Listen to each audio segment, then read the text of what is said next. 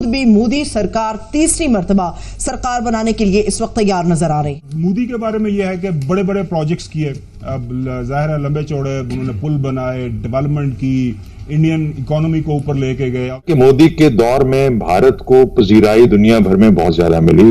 भारत ने मुआशी तरक्की बहुत मजबूती से और बहुत बेहतर अंदाज से की।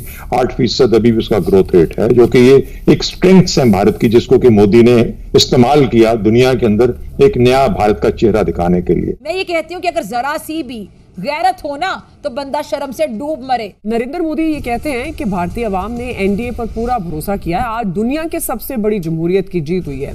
हमने दुनिया को जमहूरियत की ताकत दिखाई। 1962 के बाद पहली बार कोई हुकूमत 2 मुद्दतें पूरी करके तीसरी बार इक्तदार में आ रही है। India is a very huge country और बहुत बड़ा मुल्क है, एक बड़ी सिविलाइजेशन है। मोदी जो है उसने हिंदुस्तान में अच्छा किया, लंबा अरसा तक वो हुकूमत कर रहे हैं, अभी तीसरी दफा भी वो आ गए हैं पावर में। और भारत में जो लोकसभा की आपको पता है 543 नशिस्तें हैं, उनमें से 272 सीटें नशिस्तें हासिल करने वाली जो जमात है वो हुकूमत बनाती है। अब इस लिहाज से अगर भारतीय इंतखाबी नताइज हैं, इन रिजल्ट पर अब नजर डालें, जो मोदी का इंतखाबी इत्तेहाद है महज 292 जो नशिस्तें वो हासिल कर पाया है, तो ये बड़ी कामयाबी है। लंबा दौर 10 साल का, जिसमें मोदी ने भारत की हद तक भारत के लिए और भारत के इंटरेस्ट के लिए काफी एक पुरअसर किस्म की लीडरशिप दिखाई और बेहतर तौर पे आगे लेके चला।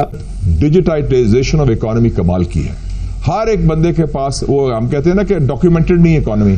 आप ये देखें कि इतना एडवांस सिस्टम हो गया, हर चीज वो खुद बना रहे हैं। इंडिया के अंदर कभी जमहूरियत नहीं टूटी, लेकिन हमारे यहाँ आपको पता है कि रिपीटेडली मार्शल लॉ लगता रहा, लेकिन इसलिए हमारा कोई कंपैरिजन। इलेक्शन कैंपेन में मोदी साहब ने तमस्कर उड़ाया कि मैं बगैर वीजे के गया था और मैं उनका सिक्योरिटी का निजाम भी देख के आया हूं, कुछ नहीं है। क्योंकि नरेंद्र मोदी ने तोशा खाना से एक तोहफा नहीं लिया, सब की सब चीजें तोशा खाना के अंदर रही। जितने भी आज तक उनको गिफ्ट्स मिले हैं, उन्होंने एक गिफ्ट रिटेन नहीं किया, तमाम के तमाम ऑक्शन किए, सरकार को दे दी। हमें अपने पड़ोस के साथ जो है वो अच्छे ताल्लुकात रखने होंगे, चाहे वो भारत हो, चाहे वो अफगानिस्तान हो, चाहे वो ईरान हो, चाहे वो चीन हो। कभी पड़ोसियों से लड़के थोड़ी जो है रहा जाए। साल जो मोदी सरकार के थे, उनके बहुत ही सख्त रवैये के बावजूद, और हालांकि नवाज शरीफ साहब का भी नरम रहा, शुरू में इमरान खान ने भी कोशिश की कि शायद एक दफ़ा कोशिश की जाए, मगर कोई अच्छा जवाब नहीं रहा, बल्कि हालात बुरे से बुरे बदतर हो गए। क्या मोदी तीसरे उसका जो टेन्योर है, इसके अंदर भी हिंदुत्व को लेकर उसी तरीके से चलेगा? नहीं लगता कि हिंदुत्व की तहरीक को कम किया जाएगा, क्योंकि ये कल्चरल इशू है, ये एक मजहबी और कल्चरल इशू है। हिंदुत्व की सोच के जो ताल्लुक रखता है कि ज्यादातर तो पैसा इनका सिलिकॉन वैली से आता है। हाँ। अगर सिलिकॉन वैली का जो के बाकायदा मगरिब जो है उनके ऊपर मेहरबान है, इसराइल मेहरबान है, अमेरिका मेहरबान है, यूरोप मेहरबान है, और वो उनको जो है चाइना के मुकाबले में एक ताकत के तौर पर, तवाज़ुन के तौर पर देखना चाहते हैं खित्ते में।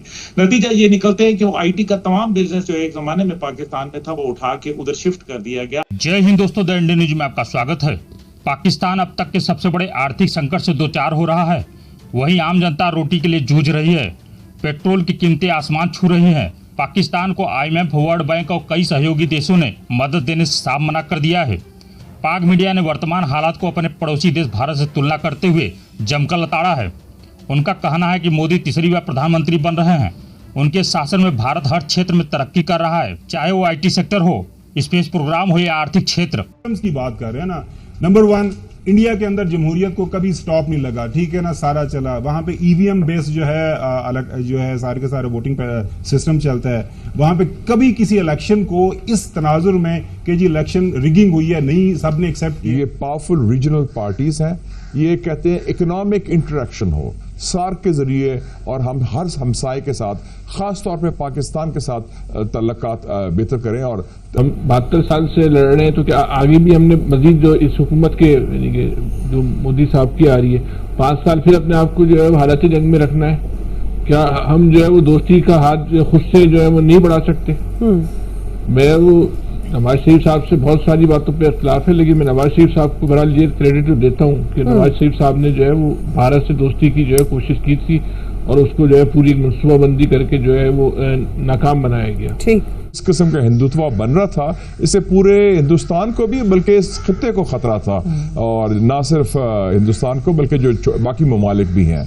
370 का मामला आया जी, तो उस वक्त राज्यसभा में बीजेपी की 2/3 मेजॉरिटी नहीं थी, दुरुस्त, बिल्कुल नहीं थी। और अगर राज्यसभा चाहती तो लोकसभा का पास किया हुआ बिल 370 के बारे में रोक सकती थी, ठीक हो। लेकिन भारतीय सोच ऐसी थी कि 370 को खत्म होना चाहिए, इसलिए कुछ चीजों के ऊपर ये कौम यकजा हो जाती है, और मेरे ख्याल में उसमें हिंदुत्व की किसी हद तक झलक है। पाकिस्तान में पिछले 5-7 साल में बड़ी कंफ्यूजन रही है, हमारे अपने हालात खराब रहे हैं, हमारी अपनी स्ट्रेटेजिक क्लैरिटी नहीं रही। बस मोदी से अब मामला ठीक कर लो, अब मोदी से, और उसमें काफी अपीजमेंट की बात भी की। इमरान खान साहब ने भी ट्वीट किया था कि मोदी का इलेक्शन हो जाए 2019 में तो बड़ा फायदा होगा मसला कश्मीर हल होने का। तो हमें जो तवक्कुआत थी, और जनरल बाजवा की भी बड़ी उनके साथ थी कि ये बस मोदी के जरूर हम सारा सब सेटलमेंट कर लेंगे, तो वो अनरियलिस्टिक एक्सपेक्टेशंस थी।